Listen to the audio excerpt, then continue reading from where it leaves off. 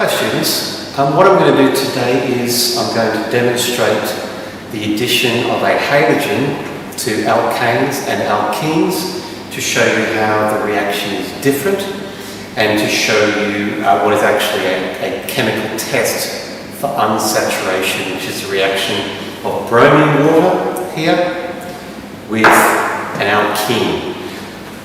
The hydrocarbons I have here is hexane in this bottle. I have cyclohexene, which is an alkene in this bottle.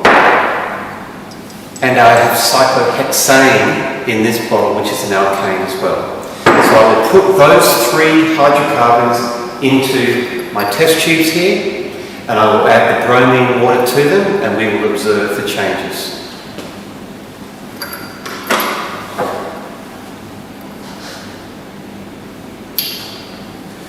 First of all, I will show you the colour of bromine water because that is important.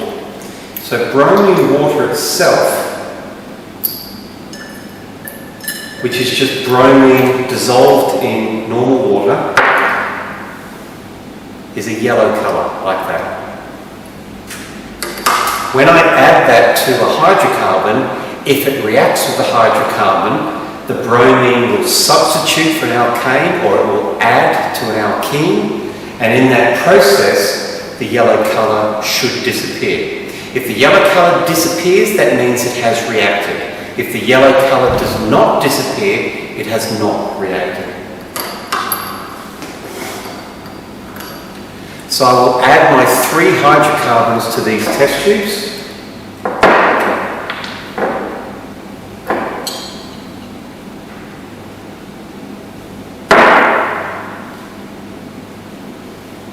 So this is my hexane in that tube. I have my cyclohexane. So that is just another alkane once again.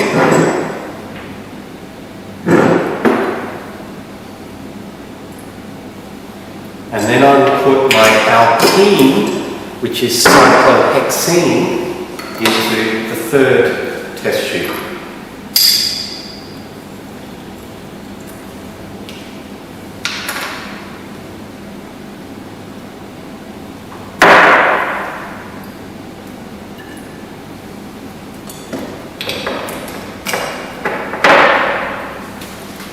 So those are my hydrocarbons over there. So I have my three test tubes. So I'll put them in the same order on the bench: hexane, cyclohexane, and cyclohexene. I will then add the bromine water to each of them. Okay, so I will have first of all the colour of these solutions, which I will show you, and then I will add the bromine water to them.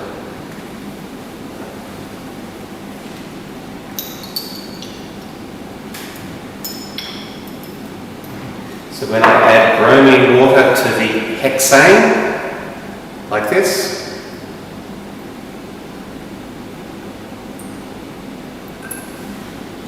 and I mix that in,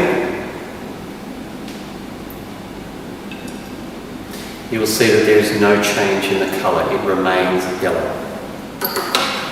When I add my bromine to the cyclohexane,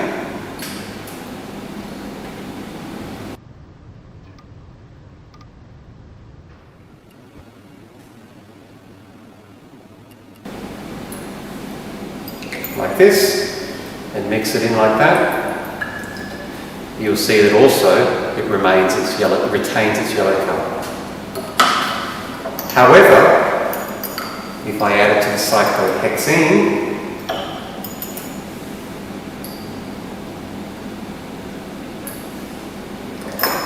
and mix that in,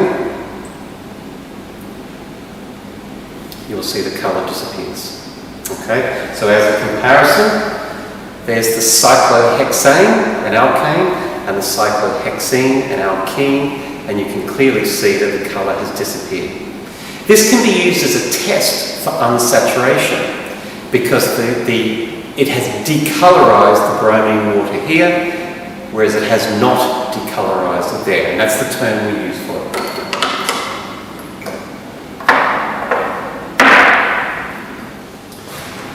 Okay, the last experiment I'm going to do here is I'm going to take those same 3 samples two samples I had before, which is the hexane, which we know did not react, stayed yellow, and the cyclohexane, which also did not react.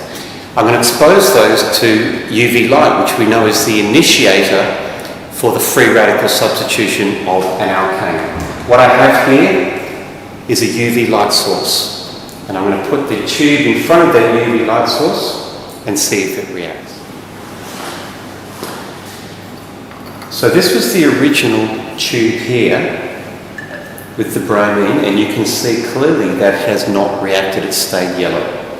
The tube that was put in front of the UV light, however, has decolorized significantly. Okay, and if I put the two together here, you can see that quite clearly. Okay, so the UV light created the free radicals in this solution, allowing it to react with the alkane.